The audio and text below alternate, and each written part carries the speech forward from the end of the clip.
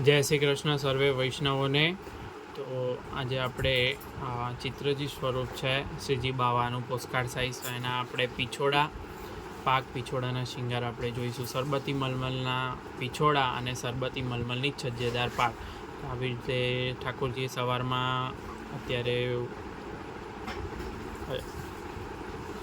વૈશાખ મહિનાની અંદર આપણે ઠાકોરજી મંગળાની અંદર આવી રીતે આડબંધ ધરે છે। તો આવી રીતે આડબંધ ધરેલો છે તો મંગળા થઈ જાય, આરતી થઈ જાય, મંગળાના દર્શનનું એક પદ થઈ જાય, બે પદ થઈ જાય, પછી આપણે ઠાકોરજીને સ્નાન માટે પધરાઈએ ત્યારે આવી રીતે આજ્ઞા લઈ આડબંધ વડો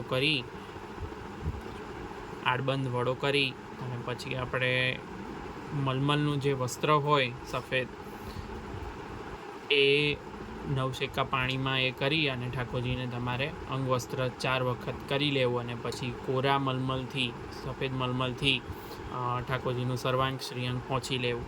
ત્યારબાદ આપણે ઠાકોરજીનો શિંગાર કરીશું। તો આ લગવની બત્તી જે છે એ ઠાકોરજીને શયન સમયે જ આપણે વળી કરીશું અને સવારે આપણે મંગળાનો ઉપરણો ધરાઈએ ત્યારે આપણે ધરાવી દઈશું, જેથી કરીને અહીંયા શું આપણે દરેક પ્રકારના વસ્ત્ર ધરવા માટે આપણને આ સુખરૂપ રહેશે।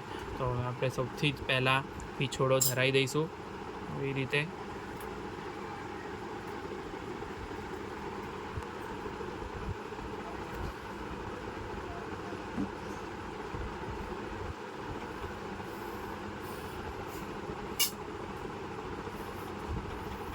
આવી રીતે પીછોડો હળવેકથી, બહુ દબાણ નહીં આપી, અને આવી રીતે હળવેકથી ધરાવી દઈશું। પીછોડો ધરાઈ જાય ત્યારબાદ તરત જ આપણે ચરણારવિંદના શિંગાર આપણે ધરીશું ઠાકોરજીને। તો આવી રીતે ઠાકોરજીને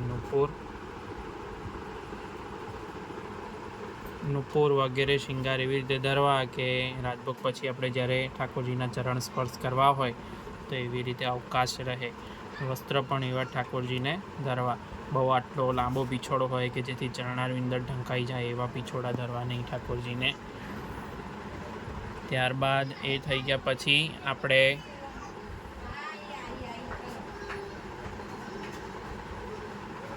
આવી રીતે પહોંચી ધરીશું।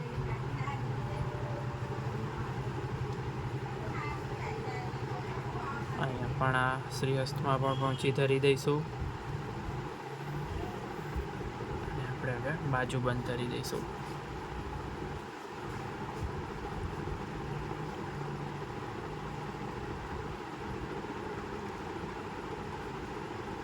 બધા ઉષ્ણકાલ છે એટલે મોતીના જ આભરણ આવશે, જેવા યથાશક્તિ આપની પાસે હોય તેવા આભરણ ઠાકોરજીને મોતીના ધરાવવા।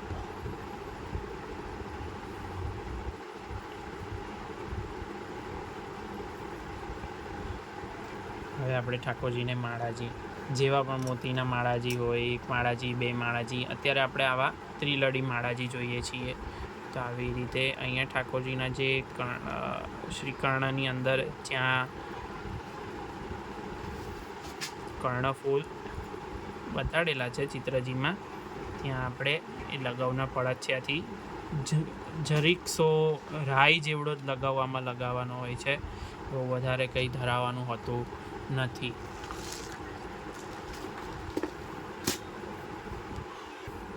તો આવી રીતે આ માળાજી ધરાઈ જાય ત્યારબાદ પછી આપણે ત્રવલ ધરી દઈશું। ત્રવલનો શિંગાર ઠાકોરજી નિત્ય ધારણ કરે છે। જુઓ, ત્રવલ પણ એવી જ રીતે આ માળાજીના અને કંઠેસરીના વચ્ચેના ગેપની અંદર આવી જાય, બિલકુલ એટલી જ માપની ત્રવલ હોવી જોઈએ। 2 પ્રકારની ત્રવલ તમે ઠાકોરજી માટે સિદ્ધ કરાવી શકો। હાંસની નીચે ધરવા માટે થોડી મોટી ત્રવલ જોઈએ અને નિત્યના શિંગારમાં કંઠેસરીની નીચે તરત જ ધરવા માટે આવી રીતે નાનકડી ત્રવલ।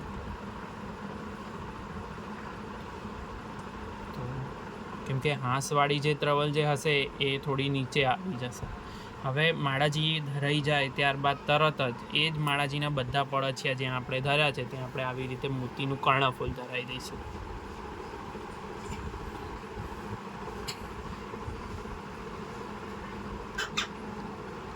જેથી પડછિયાના દર્શન થાય નહીં એવી રીતે।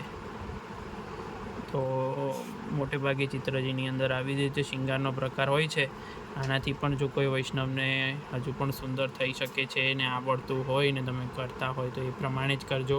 આ તો જે નવા વૈષ્ણવો છે, ઘણા વૈષ્ણવોના ફોન આવે છે અને એમને ખ્યાલ નથી, જેઓને શીખવું છે તેઓની માટે એક આ બતાવવાનો પ્રયાસ કર્યો છે. હવે આપણે શ્રી મસ્તકના શૃંગાર તરફ જઈએ. તો શ્રી મસ્તકના શૃંગારમાં આજે આપણે ઠાકોરજીના આવી રીતે ગોળ ચંદ્રિકા ધરાઈશું. તો આ જે છે એ સિલ્વર પ્લેટેડ, એટલે કે અંદર જે છે એ કોપરની છે અને ઉપર રિયલ સિલ્વર ગ્લેટવાળી, અને આ જે છે બધા રિયલ મોતી. તો આપણે આવું પણ કરી શકીએ. તમારી પાસે યથાશક્તિ તથા ભક્તિ આપણે આખી સિલ્વરની પણ કરાવી શકાય અને એમાં પણ આવી રીતે રિયલ મોતી કરી શકો. રિયલ મોતીની ના કરી શકો તો તમે તારથી મોતી ગૂંથીને પણ ગોળ ગોળવાળી આવી ચંદ્રિકા કરી શકો છો. અત્યારે આપણી પાસે છે તો આપણે આ ધરાવીએ છીએ. હવે ઠાકોરજીને આપણે આ શ્રી મસ્તક ઉપર આવી રીતે અહીંયા ધરીશું. નીચે એને લગાવ કરી દેવો જરૂર. ત્યારબાદ એને ધરાવી દીધા પછી આવી રીતે એક લગાવની બત્તીથી એને લોક કરી દેવો. આવો કોઈ બી ભારી શૃંગાર ધરીએ ત્યારે આપણે એને લગાવથી એ કરી દેવું, જેથી કરીને એની જગ્યા પરથી ખસી નહીં જાય. ત્યારબાદ આપણે આવી રીતે છજ્જેદાર પાક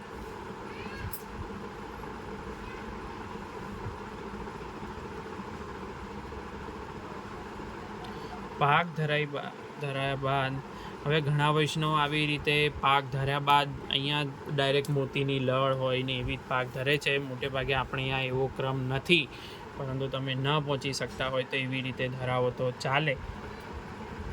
પણ બનતા સુધી ટ્રાય કરવો કે આવી જ રીતે તમે પાક ધરાયા બાદ આવી રીતે એક લગાવની પતલી સી બત્તી કરી અને આવી રીતે સલાકાથી આપણે સહેજ હળવેકથી દબાણ દઈ દઈએ, જેથી કરીને એની જગ્યા સ્થિર કરી લે. અને હવે આપણે આવી રીતે પાકની દો લડી હોય, આવી રીતે 2 લડની પાકની લર હોય, એમાં એક લડ આવી રીતે રાખી અહીંયા આપણે હળવકસો ટેકો રાખી આવી રીતે પાકની દુલડી આવી રીતે ધરવાની હોય છે. તમે રેડીમેડ ધરશો, ન ફાવે તો એ કરી શકો છો, પરંતુ એમાં આવો આનંદ નહીં આવે. પછી અહીંયા હળવેકથી આમ તિલક દેખાય એવી રીતે સહેજ આપણે સેટ કરી લઈશું. પહેલાં નહીં ફાવે, પરંતુ તમે પ્રેક્ટિસ કરશો, મહાપ્રભુજીનું સ્મરણ કરી અને આપણે ધરીશું તો ચોક્કસથી પછી ફાવટ આવી જશે. ત્યારબાદ આપણે સિરપેચ પણ હવે બધા પાક ઉપર બધું ધીમે ધીમે રેડીમેડ થતું જાય છે, પરંતુ એમાં એટલો આનંદ આવતો નથી.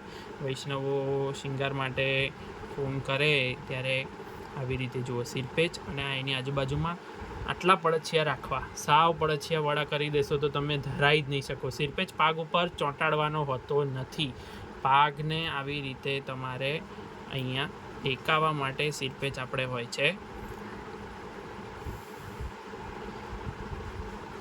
તો હવે આ તમારી પાક ક્યારેય વળી નહીં થાય.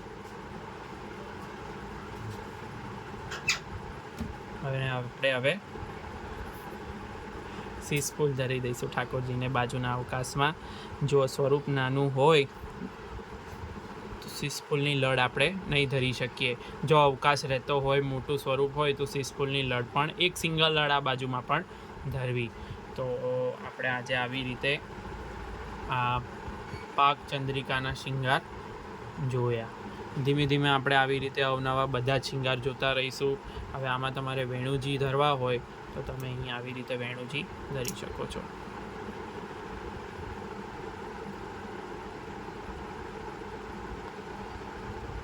એક વખત તમે નજીકથી જોઈ લો.